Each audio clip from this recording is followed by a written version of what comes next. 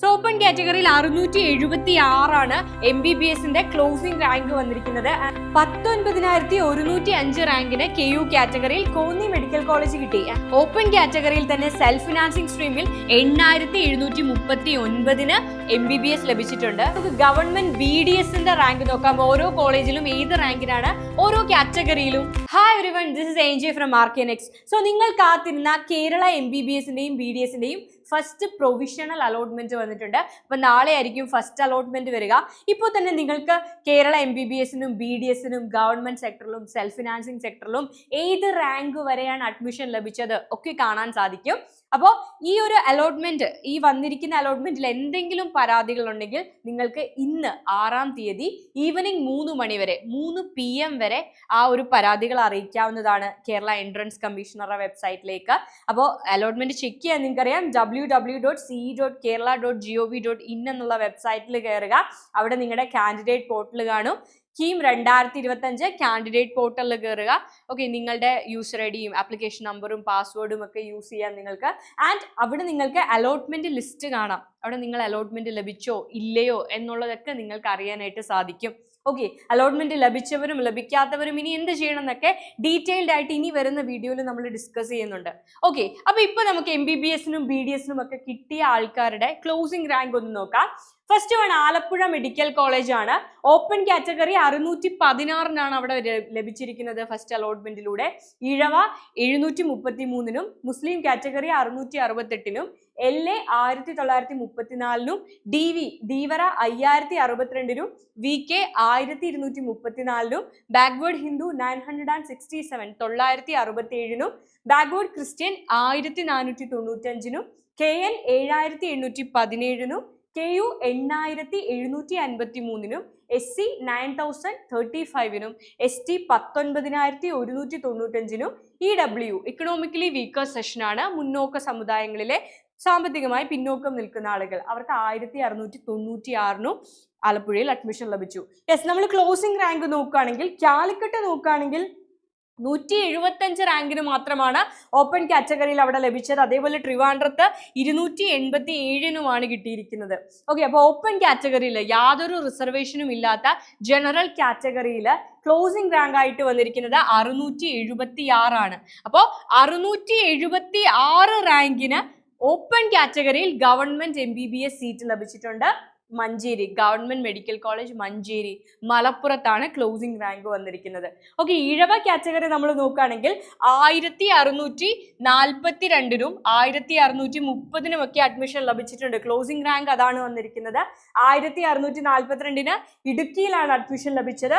1630-ന് കോന്നിയിലുമാണ് admission ലഭിച്ചത്. അടുത്തത് മുസ്ലിം category നോക്കുകയാണെങ്കിൽ മുസ്ലിം കാറ്റഗറിയിൽ 904-ന് വരെ അഡ്മിഷൻ ലഭിച്ചിട്ടുണ്ട്.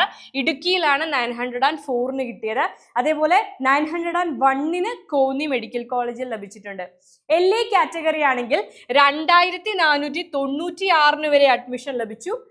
കോന്നി മെഡിക്കൽ കോളേജ് പത്തനംതിട്ടയിലാണ് 2496-ന് കിട്ടിയത്. അതേപോലെ 3367-ന് അഡ്മിഷൻ ലഭിച്ചിട്ടുണ്ട്. ഇടുക്കി മെഡിക്കൽ കോളേജിലാണ് അഡ്മിഷൻ ലഭിച്ചത്. DV കാറ്റഗറി ആണെങ്കിൽ 6514-ന് കോന്നിയിൽ ലഭിച്ചിട്ടുണ്ട്.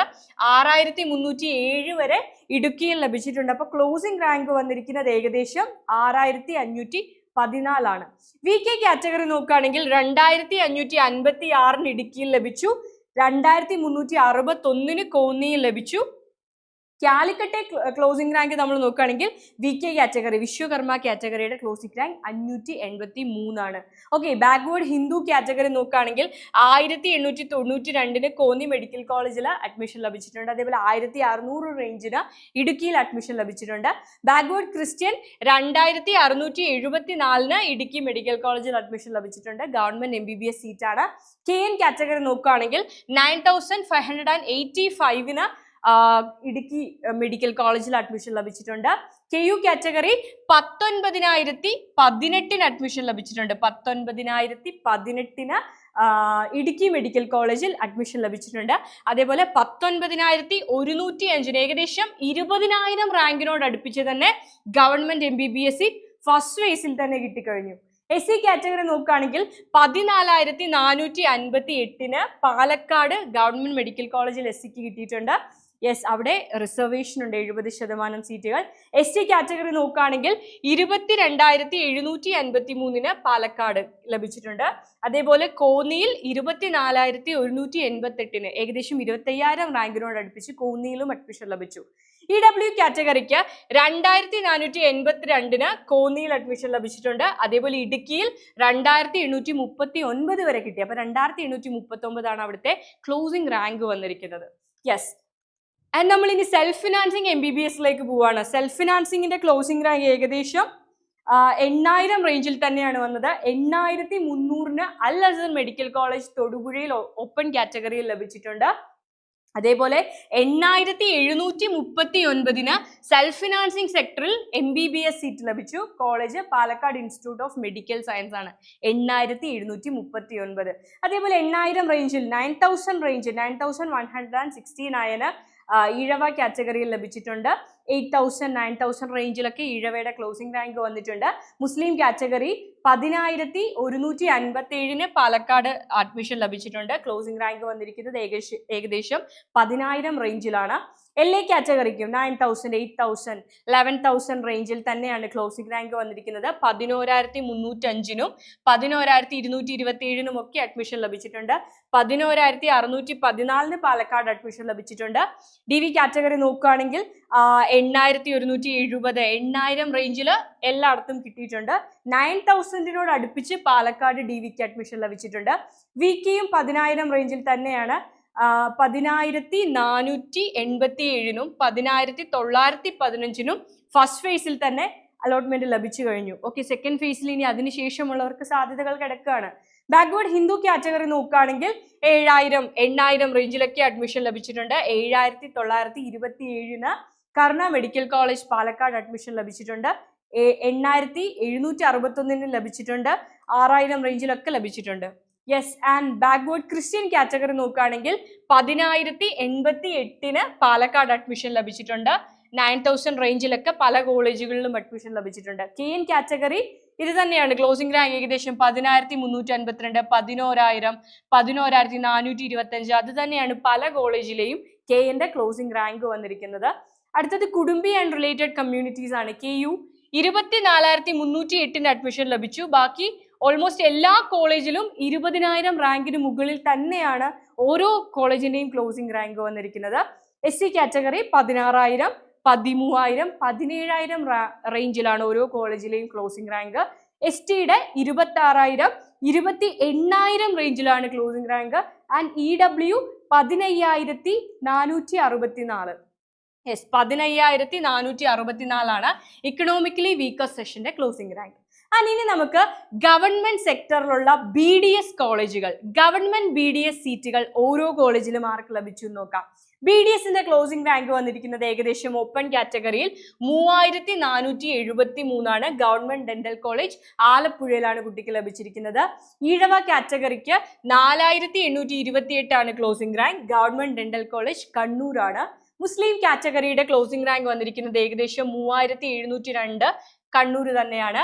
LA കാറ്റഗറിയുടെ closing rank 9,527 government dental college തൃശ്ശൂരാണ്. DVയുടെ ക്ലോസിംഗ് റാങ്ക് 11,198 കണ്ണൂരാണ് ക്ലോസിംഗ് റാങ്ക് വന്നിരിക്കുന്നത്.